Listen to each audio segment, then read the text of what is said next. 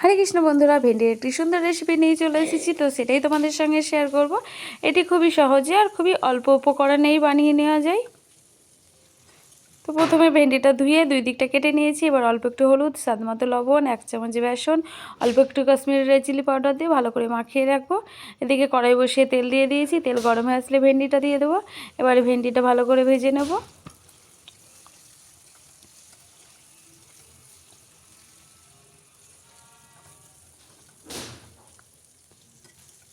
এবার দিকে একটা মশলা করে নেব। 1 চামচ সর্ষে, 1 চামচ পোস্ত, 4-5টা কাঁচা লঙ্কা আর অল্প একটু লবণ দিয়ে দিয়েছি, যাতে সর্ষে তেতো ভাবটা না লাগে।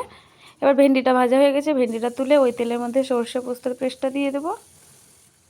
এবার অল্প একটু হলুদ দিয়ে দিয়েছি। এটা খুবই বেশি ভাজবো না। এবার জল দিয়ে দেবো পরিমাণ মতো।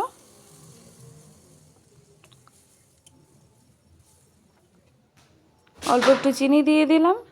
এবার ভেজে রাখা ভেন্ডিটা দিয়ে দিলাম, অল্প একটু লবণ দিয়ে দিয়েছি। তো আমার ভেন্ডি রেডি। যদি তোমাদের ভিডিওটি ভালো লেগে থাকে অবশ্যই লাইক, কমেন্ট, শেয়ার করো।